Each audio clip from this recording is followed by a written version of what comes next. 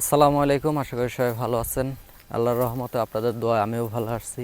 ইতিপূর্বের ভিডিওতে দেখেছেন যে আমি আমার জমিতে শেষবারের মতন আমি যেই ওষুধগুলো প্রয়োগ করেছিলাম, কারণ আমার জমিতে কারেন্ট পোকার কিছুটা উপদ্রব দেখা গিয়েছিল।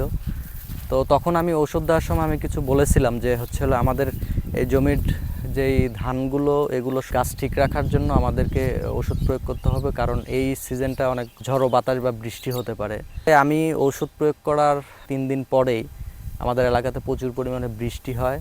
তো বৃষ্টি পরবর্তীতে বাতাসও হয়। তো বাতাস হওয়ার পরে আমার ধানগুলো একদম দেখেন কি পরিস্থিতি, মানে ধানগুলো একদম শুয়ে পড়ছে। আমি তখনও বলেছিলাম যে আমাদের রিজিকের মালিক আল্লাহ তাআলা, আমাদের ভাগ্য বা নসিবে যা রাখছেন এটা অবশ্যই হবেন। আমাদের জমিতে জাস্ট এতটুকু, এই যে এই পাশের কোঠায় এতটুকুই আমাদের পড়ছে, আর পুরো জমিটা এইভাবে দাঁড়ায় আছে।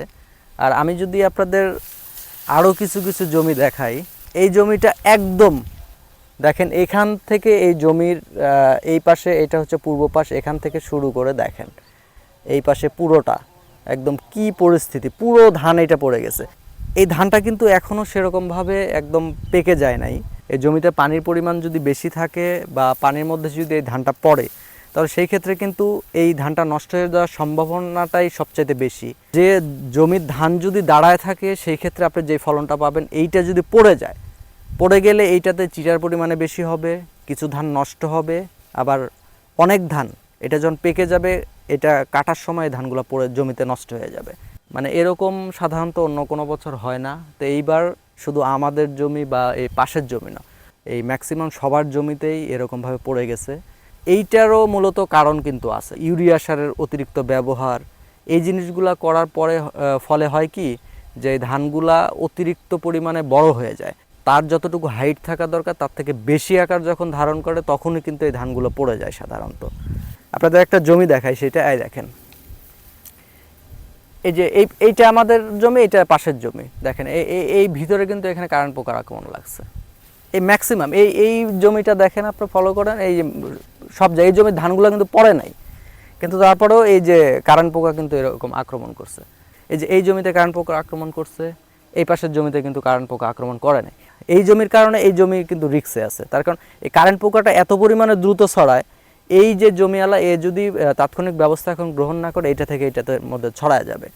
সেক্ষেত্রে এই সময়টা আমি সকলকে বলবো যে এই সময়টা আপনারা প্রতিনিয়ত বিলে আসেন, আপনাদের যে জমিগুলো আছে সেটা ভালোভাবে খোঁজখবর নেন, তাহলে দেখতে পারবেন হয়তোবা আপনার ধানের যে বিপদ আপদ বা যেইটাই বলেন সেটা থেকে আপনি রক্ষা করতে পারবেন।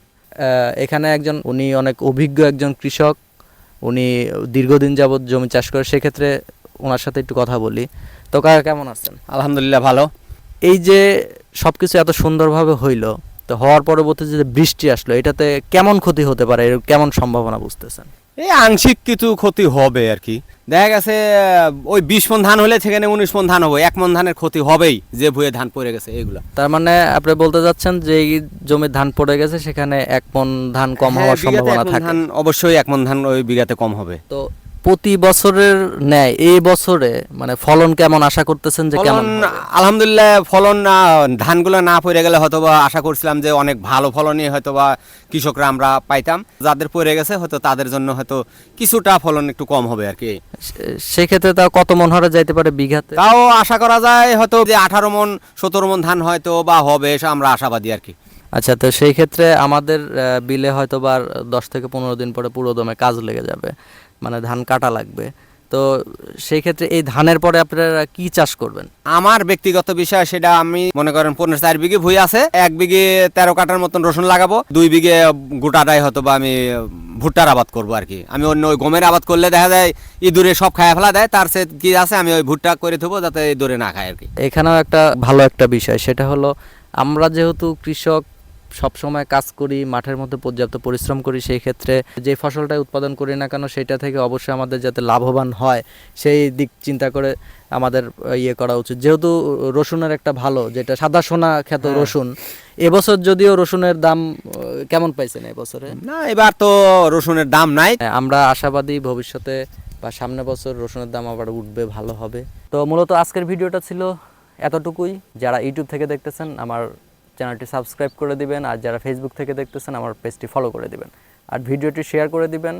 ভিডিওটি সবার মাঝে যেন ছড়ায় যায়, সবাই দেখুক। দেখা হবে আবার নতুন কোনো ভিডিওতে। ততক্ষণ সবাই ভালো থাকবেন, সুস্থ থাকবেন।